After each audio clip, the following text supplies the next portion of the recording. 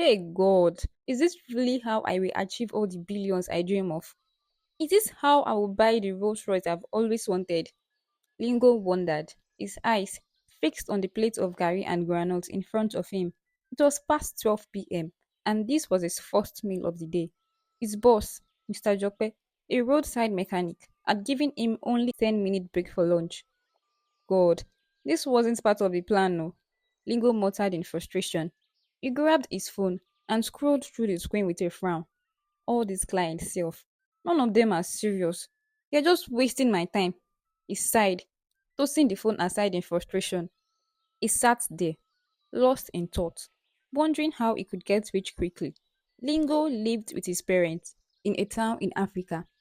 A year earlier, he had been forced to become an apprentice under Mr. Jope after failing his West African exams 3 times in a row and couldn't get into any higher institutions. His parents, fed up with seeing him roam around the neighborhood, pushed him into learning a trade. They believed it would help him and keep him busy. Lingo had a younger sister named Stella. She meant the world to him, and he would do anything for her. No matter what she asked for, he always found a way to make sure she got it.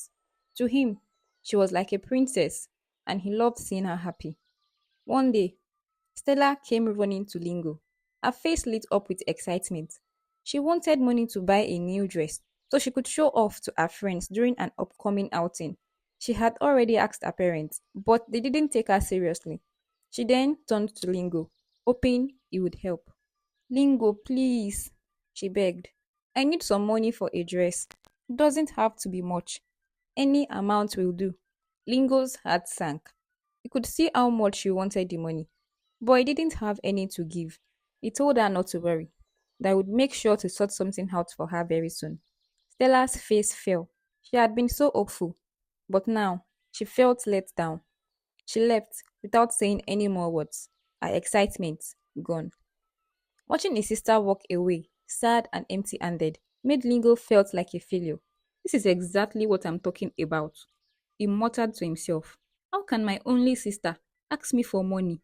And I don't even have anything to give. I need to make money, oh, no matter what anyone says. His mind drifted to Malik, a fellow apprentice who had mysteriously disappeared from the workshop, only to show up months later, driving a flashy car and leaving everyone in shock. Lingo had grabbed Malik's number that day, thinking it might be useful someday. He then decided to call Malik. I need money, and I want to drive a car too. Or does Malik have two heads? Without wasting any more time, Lingo dialed Malik's number. Malik quickly recognized Lingo's voice, and after a short conversation, he gave Lingo his house address and told him to meet him there. Lingo didn't think twice.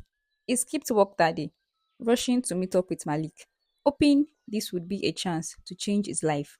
When Lingo got to Malik's apartment, he was impressed by what he saw. Malik had moved out of his parents' house and rented an apartment somewhere in an estate. Malik, you've really done well for yourself, Lingo exclaimed as he admired Malik's sleek apartment. There was a mix of admiration and envy in his voice. You have to show me how you made all this money. This mechanic job is not for me at all. Too much stress. And Mr. Joke is always yelling at someone. Malik chuckled and shook his head, hinting that Lingo hadn't changed at all. He told Lingo that the job he was doing wasn't meant for everyone and he wasn't sure if Lingo could handle it. Lingo convinced Malik that there was nothing he wouldn't do as long as it was about making money. Malik looked at Lingo, gauging his seriousness. After seeing the determination in his eyes, he said, well, I supply goods to some people who pay a lot for them. But let me warn you again, this work is not for soft boys like you. You don't look tough enough for this kind of hustle. But if you insist, you can come back tomorrow by evening and I will teach you everything involved. Lingo left Malik's place, feeling hopeful. When he got home, he saw Stella, still upset about not having money to buy the dress. He smiled at her and said, my sister, don't worry, things are about to change. Soon, I will buy you 50 dresses. The next day seemed to fly by, and by evening, Lingo hurried to Malik's place, who was already waiting for him. Without wasting time, they entered into Malik's car and drove to a house in a quiet area. When they got there, Malik stopped and looked at Lingo with seriousness. Once we go inside this house, there is no going back. Are you sure you are ready for this? Lingo nodded, his heart pounding. I am ready, he said. Once inside the house, Malik and Lingo were greeted by a calm middle aged man seated in a chair. Malik introduced him simply as the godfather. He then explained to the godfather that Lingo was the person he had mentioned the day before. Godfather studied Lingo from head to toe before asking, Malik, are you sure this your friend is capable of handling this? Both Malik and Lingo nodded in agreement, though Lingo was starting to feel nervous. The godfather then fixed his eyes on Lingo and said, you will need to take an oath of initiation, just so you won't betray us or reveal any secrets. A chill ran down Lingo's spine as fear crept into his mind, realizing this was far more serious than he had imagined. He wanted to run, but he remembered Malik's word before they entered the house. There was no turning back once they stepped inside. Lingo then tried to calm himself, thinking, it's just goods, right? It can't be that bad. A strange concussion was placed in his hands, and he was told to drink it, sealing his fate in the group. After the initiation, Godfather gave Lingo his first task. You must bring me a woman's used panty within 3 days. If you fail, there will be severe consequences. Lingo couldn't believe what he just heard. He sat there in shock as Godfather continued. Now that you've joined us, there is no room for mistakes. Disobeying any orders will have serious repercussions. And remember, there is no turning back. Then he signaled to them to leave, implying that their time was up. As Lingo and Malik left the house, Lingo's mind raced. He turned to Malik, his voice full of anxiety. Malik, what is this? Where am I supposed to find a woman's panty from? You said you were into selling goods. Is stealing female pants what you meant? Malik stayed calm. When they got into his car, he said, I told you, Lingo. I asked you many times if you were ready for anything, and you said yes. Look, when you bring this underwear, you'll be paid 100k cash just for one piece. Now imagine if you can get 10 or even 20. Do you see how much money we are talking about? Lingo's eyes widened in disbelief. 100k for just one pant? He asked, still in shock. Seeing Lingo's reaction, Malik smiled and continued, yes, that is just the beginning. This business is really deep. There is a lot more to it. Things that will earn you millions in just a few days. But I can't tell you everything right now, seeing how you're already trembling because of one pant. But with time, you will understand it all. Lingo was stunned by the promise of 100k for something as simple as stealing a woman's underwear. But the strange task made him anxious. Deep down, he knew he had stepped into something far more dangerous than he had ever imagined. Still, the thought of that kind of money kept him quiet, and there was no going back now. As Malik dropped him off near his house, Lingo's mind raced with anxiety. He had just a few days to pull it off. The next morning, the pressure of the tax disturbed him so much. Even at work, he couldn't focus. His heart kept pounding with every passing hour, knowing the clock was ticking. But then, on his way home in the evening, something caught his attention. From a distance, he saw cloth hung on a rope to dry, and in the middle of it was a woman's panty. Normally, he would have just walked past without a second thought, but this time was different. This was it, his way out, he thought, as he quickly scanned the area to make sure no one was watching. His hand trembled as he quickly snatched the underwear from the line. He hid it in his pocket and ran, his heart pounding in his chest. Once he reached home, he went into his room and sat on his bed with a smile on his face. It had been surprisingly easy, almost too easy, he thought. The task was done, and now he could almost taste the reward that awaited him. The next day, Malik took Lingo back to the godfather. Godfather looked pleased as he received the panty and handed Lingo 100k in cash. Good job, Godfather said. Now, your assignment is to bring me as many panties as you can, but it must be no fewer than three per week. If you fail, remember, there will be consequences. Any pants you bring will earn you money, and eventually, you will move on to more serious tasks. Lingo briefly wondered what Godfather meant by more serious tasks, but the sight of the cash in front of him quickly silenced any concerns. The money seemed big to him, and greed filled his mind. He imagined how much more he could earn if he managed to steal 10 panties at once.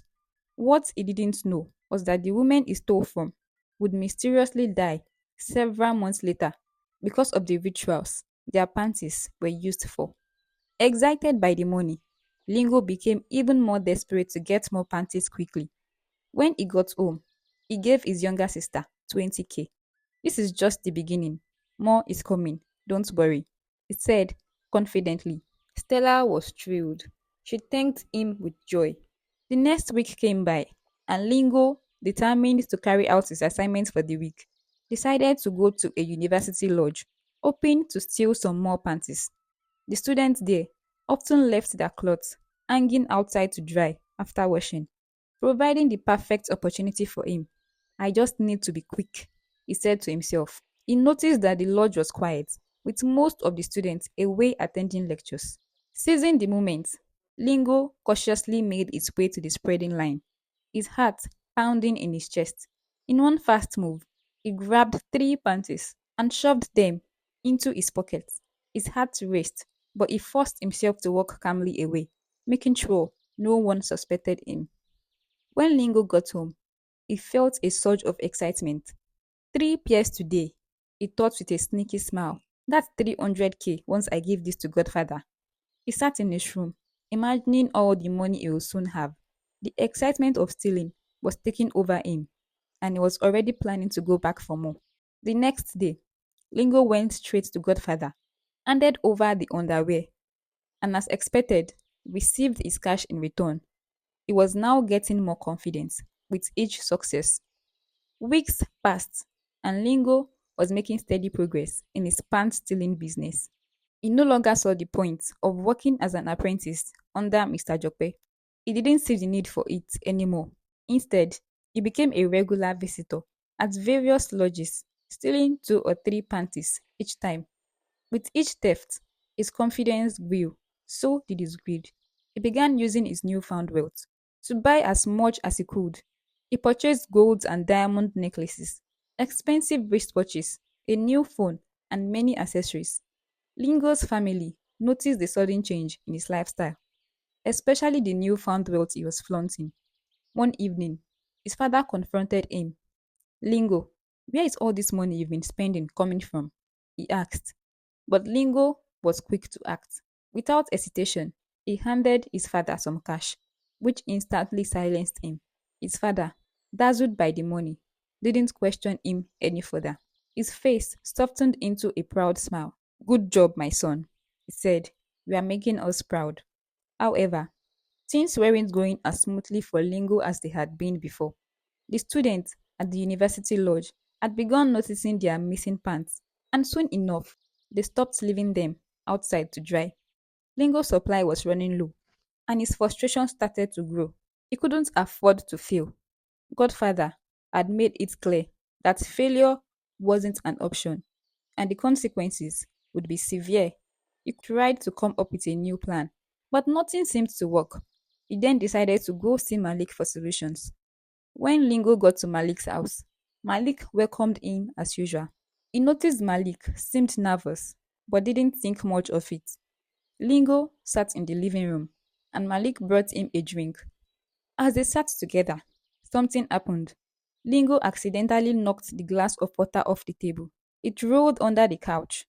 Lingo knelt to pick it up, but when his hand reached under the couch, it touched something soft. Curious, Lingo peeped under the couch and saw a woman's panty. At first, he thought about pulling it out and teasing Malik, but then he stopped. Could it belong to someone Malik knew? Or was it one of the panties Malik had stolen for Godfather? Lingo's head was filled with questions, but his desperation to finish his mission took over. While Malik went to get a towel to clean up the spill, Lingo saw his chance. Quickly, he grabbed the panty and hid it in his pocket. His heart raced as he stood up, trying to stay calm when Malik returned. Malik, unaware of what just happened, cleaned the mess while Lingo pretended as if nothing happened. After a moment, Lingo decided to voice his frustration. Malik, it's getting really hard to find panties now, he said, his voice full of desperation. The students are on high alert. They've stopped hanging them outside to dry these days. What am I supposed to do now? Malik looked at Lingo thoughtfully, and after a moment, he said, You know, Lingo, I've moved on from that game a long time ago. Lingo looked at him, confused and a little shocked. What do you mean? He asked. Malik leaned towards Lingo slightly, lowering his voice. Remember the first time I told you there is more to this business? He asked Lingo, waiting for his response. Lingo nodded, recalling Malik's word from the day he was initiated. Well, Malik continued, the real money is in something much bigger. Kidnapping is where the serious cash is. Lingo's eyes grew wide with surprise. Kidnapping? He repeated, his voice full of shock. He couldn't believe what Malik was saying. Yes, Malik replied with a low voice. No more petty pants theft. Lingo, you need to level up. That money isn't even fit for a guy like you. Lingo's mind raced. Could he really go through with something like kidnapping? It wasn't just a step up, it was a whole new level of crime, far more dangerous than stealing underwear. Well, just so you know, you'll be given 500k for a child, Malik added. Lingo's eyes grew wide at the mention of such a large amount. Seeing Lingo's expression, Malik pushed further. Just imagine what you could do with that kind of cash. If you are very serious with it, you can even save up to buy your own car. Think about it carefully. That night, Lingo lay in bed, unable to sleep. The thought of kidnapping made him nervous, but the temptation of the money was too strong. He imagined the life of luxury he could have, with him owning several beautiful cars and partying hard with beautiful girls surrounding him. The next day, Lingo took the panty he had stolen from Malik to Godfather. But what Lingo didn't know was that the panty belonged to his sister, Stella, who had been secretly dating Malik. As Lingo collected his pay from Godfather, he felt something different. The 100k didn't excite him as it used to. It felt small in his hands. What can this small money even do? He thought. The idea of making 500k for kidnapping a child had taken over his mind. Once he got home, Lingo picked up his phone and called Malik. I am ready, he said, his voice filled with determination. Malik responded quickly, with a hint of smile in his voice, telling him where they would meet the next day, and together they would kidnap two girls, one for each of them. The following day, Lingo and Malik went ahead with their plan. They went to a primary school far from their area.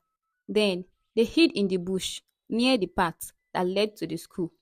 Knowing many pupils took that route on their way home after school, they stayed hidden, waiting for the right moment until most of the pupils and teachers had already passed by. Soon, two young girls, around 8 years old, appeared, happily chatting about their day.